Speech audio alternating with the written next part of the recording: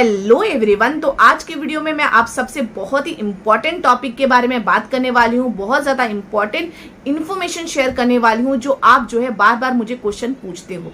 तो जैसे ही आपकी प्रेगनेंसी कंसीव हो जाती है, आपको किट में पॉजिटिव नजर आता है, तो सबसे पहले आपका दिमाग में ये क्वेश्चन आता है कि आपको डॉक्टर से कब कंसल्ट करना चाहिए, कब डॉक्टर से कंसल्ट करने का सही वक्त होता है। नेक्स्ट आपके दिमाग में ये क्वेश्चन आता है कि आपको कौन कौन से सिम्टम आने चाहिए, या फिर आपको सिम्टम नहीं आ रहे हैं तो क्या करना चाहिए, या फिर दूसरे की प्रेगनेंसी में सारे सिम्टम आते हैं, वॉमिटिंग होता है बट आपको वो सिम्टम नहीं दिख रहा है, तो क्या आपकी प्रेगनेंसी हेल्दी है। आपके दिमाग में ये क्वेश्चन आता ही है। नेक्स्ट ये कि जब आप मान लीजिए प्रेगनेंसी के वीक चालू हो गए हैं, 5, 6, 7 वीक चल रहे हैं, तो आपके दिमाग में ये आता है कि फर्स्ट स्कैन आपको कब करना चाहिए, मतलब पहला सोनोग्राफी आपको कब करना चाहिए। तो कब आप सोनोग्राफी करोगे तो आपको करेक्ट रिजल्ट मिलेगा, या फिर सोनोग्राफी से आपको किन किन बातों का पता चलता है। तो आज के वीडियो में हम इन सारे टॉपिक के बारे में डिटेल में बात करेंगे। सबसे पहला क्वेश्चन कि आपकी प्रेगनेंसी जैसे ही पॉजिटिव आती है तो आपको डॉक्टर से कब कंसल्ट करना है। तो जैसे ही आपकी प्रेगनेंसी पॉजिटिव आपको पता चलता है तो आपको तुरंत डॉक्टर से कंसल्ट करना चाहिए। क्यों? क्योंकि डॉक्टर से अगर जब आप कंसल्ट करोगे, मान लीजिए अर्ली टाइम पे भी बहुत सारे लोगों का कुछ कॉम्प्लिकेशन होता है, या फिर पास्ट हिस्ट्री रहती है, मिसकैरेज वगैरह हुआ रहता है, अबॉर्शन वगैरह हुआ होता है, तो उनके केस में क्या होता है कि कॉम्प्लिकेशन की वजह से हो सकता है कि उनके इस प्रेगनेंसी है उसमें भी कुछ प्रॉब्लम आ सके।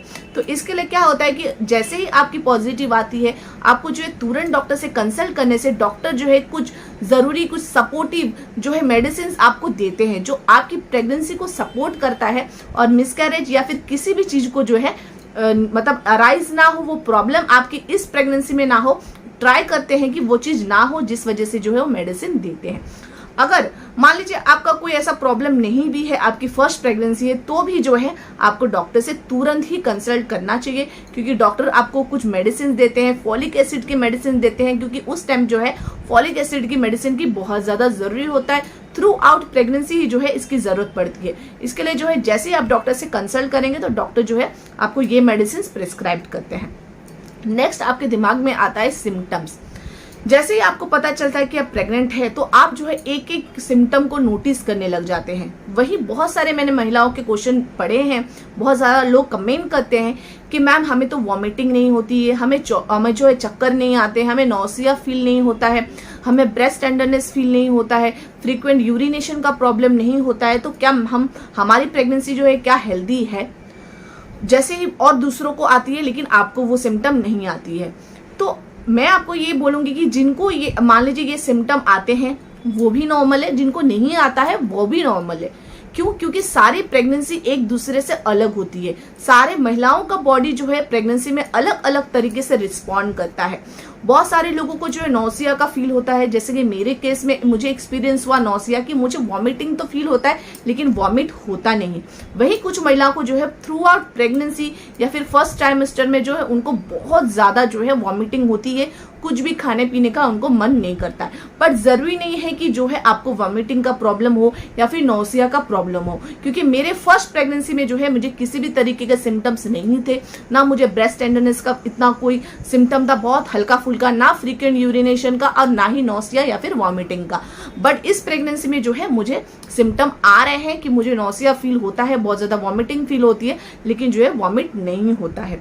तो जरूरी नहीं है कि अगर आपको वॉमिटिंग नहीं हो रही है या फिर आपको नौसिया फील नहीं हो रहा है, फ्रीक्वेंट यूरिनेशन प्रॉब्लम नहीं हो रहा है, तो आपको आपकी प्रेगनेंसी हेल्दी नहीं है। हो सकता है कि आपको ये सब फील नहीं हो रहा है, आपकी प्रेगनेंसी डिफरेंट है, क्योंकि सारी प्रेगनेंसी एक दूसरे से अलग होती है। अगर एक ही महिला की 2 प्रेगनेंसी, एक बार ऑलरेडी उनको एक बच्चा है, फिर सेकंड प्रेगनेंसी है, उस केस में भी होता है कि अगर पहले उनको जो सिम्टम्स नहीं, मतलब उन्होंने पहले जो सिम्टम्स उनको नहीं आए थे, इस बार उनको वो सिम्टम आएंगे। जरूरी नहीं है, हो सकता है कि पहले उन्होंने जो सिम्टम्स उन्होंने नोटिस कभी नहीं किया था, इस प्रेगनेंसी में उनको वो सिम्टम्स भी आ सकते हैं। तो बिल्कुल भी घबराने की बात नहीं है। जब तक आपको कोई प्रॉब्लम ना पता चले अपनी प्रेगनेंसी में, तब तक आप बिल्कुल टेंशन ना ले, अच्छा हेल्दी खाना खाए, और जो भी डॉक्टर ने बोला है उस तरीके से ही सारे प्रिकॉशन आपको लेना है। नेक्स्ट क्वेश्चन आता है कि हमें फर्स्ट स्कैनिंग कब करना चाहिए। जब आप फर्स्ट विजिट करोगे तभी जो है डॉक्टर आपको एक डेट देते हैं कि आपको जो है इस डेट पे स्कैन करना है। बहुत सारे लोग 5 वीक में 6 वीक में स्कैनिंग करते हैं क्योंकि उनके डॉक्टर ने उन्हें प्रिस्क्राइब किया होता है, डॉक्टर ने डेट दिया होता है। जब मान लीजिए किसी की प्रेगनेंसी में पहले उनकी मिसकैरेज हिस्ट्री हो, अबॉर्शन की हिस्ट्री हो, जिस वजह से जो है डॉक्टर किसी वजह से उनका मिसकैरेज हो गया हो जो अननोन हो या फिर नोन हो, तो क्या होता है कि डॉक्टर जल्द से जल्द जानना चाहते हैं कि इनकी प्रेगनेंसी में कोई प्रॉब्लम है कि नहीं है, तो जो है स्टार्टिंग से ट्रैक करना चाहते हैं। जिस वजह से क्या है कि अर्ली टाइम पे भी स्कैनिंग बोलते हैं, 5th वीक 6th वीक में भी जो है स्कैन करने के लिए बोलते हैं, ताकि जो है उनको अगर छोटा मोटा कुछ भी प्रॉब्लम हो तो जो स्टार्टिंग स्टेज में ही जो है उन्हें पता चल जाए। वहीं कुछ लोगों को जो 8th वीक में 9th वीक में बोलते हैं सोनोग्राफी करने के लिए, तो दोनों ही नॉर्मल है। जरूरी नहीं है कि आपको अर्ली टाइम पे करना है, या फिर अगर आपको अर्ली टाइम पे कर रहे हैं तो उसमें कुछ प्रॉब्लम है। अब बोलती हूँ कि आप जब सोनोग्राफी करते हो तो आपको उसमें क्या क्या पता चलता है। सोनोग्राफी में सबसे पहला पता चलता है कि आपकी जो है प्रेगनेंसी कितने वीक की है, प्रेगनेंसी कितने टाइम की है। दूसरी कि आपके जो है प्रेगनेंसी नॉर्मल है, या फिर आपकी प्रेगनेंसी में जो है आपके एक ही बच्चा है या फिर दूसरे 2 बच्चे, या फिर ट्विंस है, सिंगल है या फिर ट्विंस है, उसका पता चलता है। नेक्स्ट कि उसमें जो है आपको फेटल पोल दिखता है, जो बच्चा है वो आपको दिखता है। नेक्स्ट उसमें हार्ट बीट है कि नहीं ये भी पता चलता है। तो इन छोटी छोटी सारी बातों का जो है आपके फर्स्ट स्कैनिंग में पता चल जाता है। अब क्वेश्चन ये आता है कि बहुत सारे लोग ये बोलते हैं, जब वो 5th 6th वीक में ही मान लीजिए जिन लोगों ने चेक कर लिया है, तो वो कहते हैं कि उनकी सोनोग्राफी रिपोर्ट भेजते हैं कि उनके सोनोग्राफी रिपोर्ट में फेटल पोल नहीं दिखा है या फिर हार्ट बीट नहीं दिखा है। तो क्या उनकी प्रेगनेंसी हेल्दी नहीं है? क्या उनको हार्ट बीट नहीं देखने मिलेगा? क्या हार्ट बीट नहीं आएगी? तो आपको बोलते हैं कि हार्ट बीट जो है 8 हफ्ते तक भी आती है। बहुत सारे लोगों के 8 हफ्ते 9 हफ्ते तक आती है, किसी किसी लोगों का थोड़ा लेट आता है, और किसी का वहीं अगर 6th वीक में करे तो हार्ट बीट उनको दिखाई दे मिल जाती है, सुनाई दे जाती है। डॉक्टर नोटिस कर लेते हैं कि फेटल पोल भी है और हार्ट बीट भी है। वहीं कुछ लोगों को जो है 5th 6th वीक में नोटिस नहीं होता है, तो वो घबरा जाते हैं कि फेटल पोल भी नहीं दिख रहा है या फिर जो है हार्ट बीट भी नहीं दिख रहा है। तो उनको कहते हैं कि 2 हफ्ते बाद जो है हम वापस टेस्ट करके देखेंगे। तो आप अगर अर्ली टाइम पे सोनोग्राफी कर चुके हैं, 5th वीक में 6th वीक में कर चुके हैं, और आपको ऐसा रिपोर्ट में आ रहा है कि आपकी जो है हार्ट बीट अभी तक आई नहीं है बच्चे की, तो घबराओ मत। डॉक्टर ने जिस तरीके से आपको बताया होगा कि 2 हफ्ते बाद वापस चेक करें, क्योंकि आपने ऑलरेडी अर्ली टाइम पे कर लिया है, तो 2 हफ्ता और वेट कीजिए, उसके बाद चेक कीजिए। 8th वीक 9th वीक तक कर लीजिए। अगर तब तक भी नहीं आता है तो हो सकता है कि आपकी प्रेगनेंसी में किसी तरीके का कोई कॉम्प्लिकेशन हुआ है, जिस वजह से जो है आपकी प्रेगनेंसी नॉर्मल नहीं है। अब बहुत लोगों को ऐसा होता है कि 5th 6th वीक में शायद उनको नहीं आई होती है, लेकिन 7th 8th वीक में जो है वापस जब करते हैं तो उनको आ जाता है। तो हो सकता है कि किसी को जल्दी आता है, किसी को लेट आता है। घबराने की जरूरत नहीं है जब तक डॉक्टर ना बोले कि हाँ कोई किसी भी तरीके का अबनॉर्मलिटी है। तो आपको हमेशा पॉजिटिव रहना है, हर चीज पॉजिटिव सोचना है कि जो होगा सही होगा, क्योंकि अगर आप टेंस होंगे, आप स्ट्रेस लेंगे, तो उसका भी बहुत ज्यादा बुरा प्रभाव पड़ने वाला है आपकी प्रेगनेंसी में।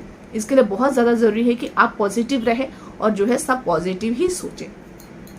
तो आशा करती हूँ कि ये जो छोटी छोटी बातें हैं जो आपकी प्रेगनेंसी से स्टार्ट होता है, जब आपको पता ही चलता है कि आप प्रेग्नेंट है, तब से जो है बहुत छोटी छोटी बातें आपके दिमाग में घुसती रहती है।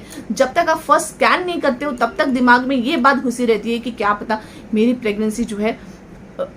प्रेगनेंसी नॉर्मल है या फिर अब नॉर्मल है।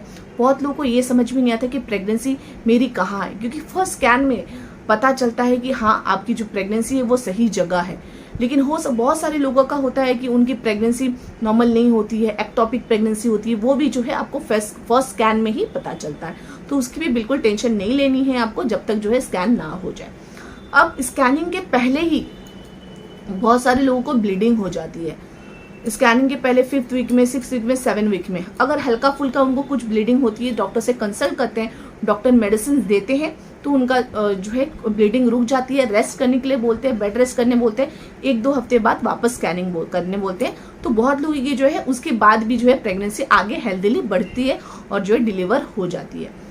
बट वहीं कुछ लोगों क्या होता है कि उसके पहले उनको ब्लीडिंग अगर हो जाती है तो वो किसी अब नॉर्मलिटी का साइन भी हो सकता है। कि उनकी प्रेगनेंसी जो है आगे कंटिन्यू ना हो सके।